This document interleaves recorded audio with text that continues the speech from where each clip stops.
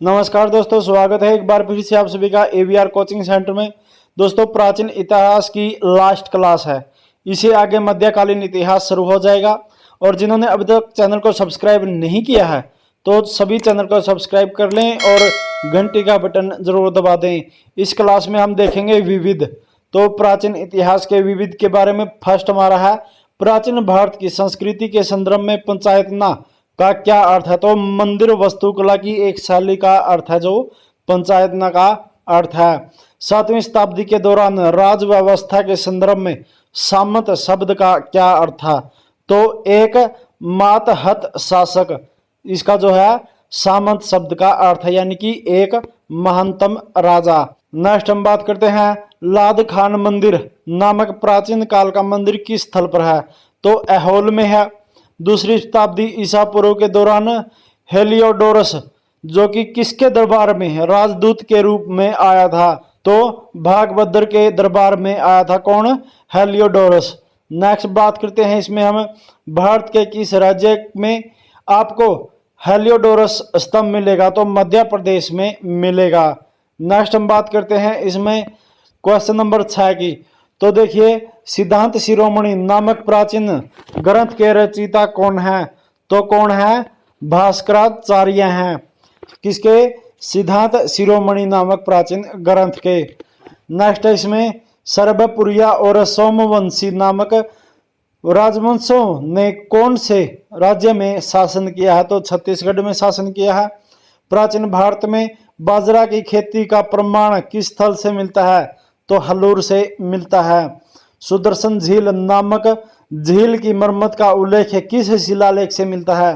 तो रुद्र दमन के जूनागढ़ शिलालेख से मिलता है। किसका?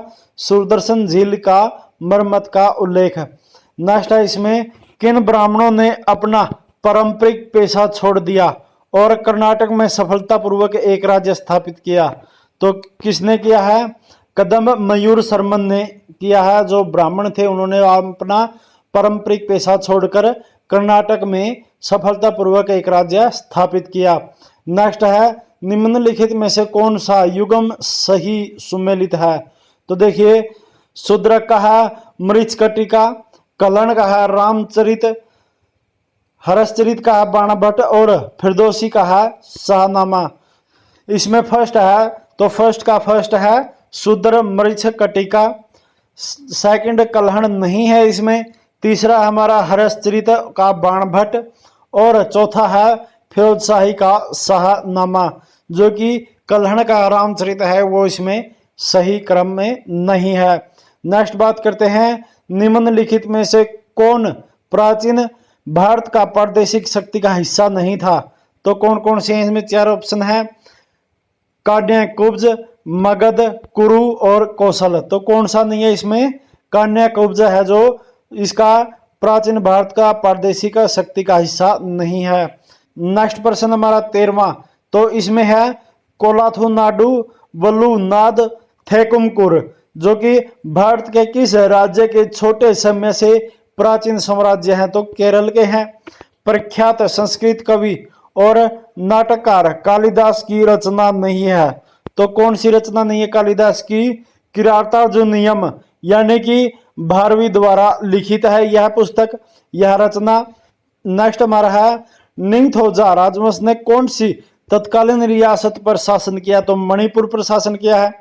निम्नलिखित में से क्या जो कि प्राचीन भारत के राजाओं द्वारा अपनी स्थिति स्थापित करने के लिए किया जाने वाला एक प्रकार का बलिदान नहीं था।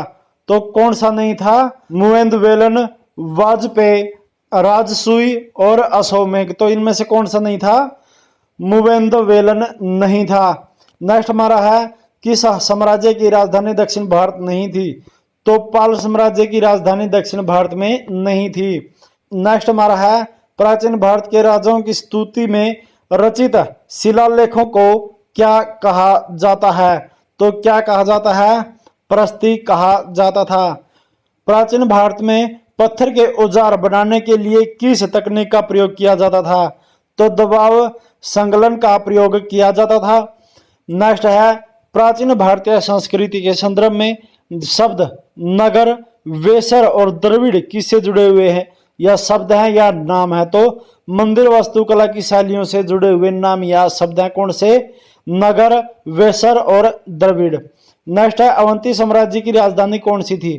तो उज्जैनी है जो अवंती साम्राज्य की राजधानी थी।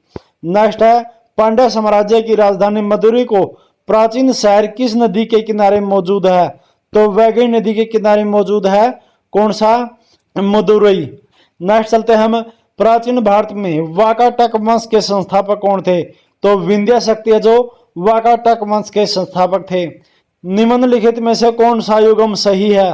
तो हम्पी जो कर्नाटक में, भीमबेटका छत्तीसगढ़ में, फतेहपुर सीकरी उत्तर प्रदेश में और कोणार्क ओडिशा में।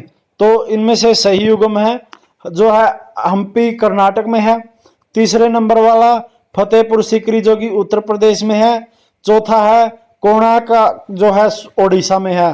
तो इसमें कौन सा नहीं है? भीमबेटका जो छत्तीसगढ़ में, ये इसमें सही नहीं है।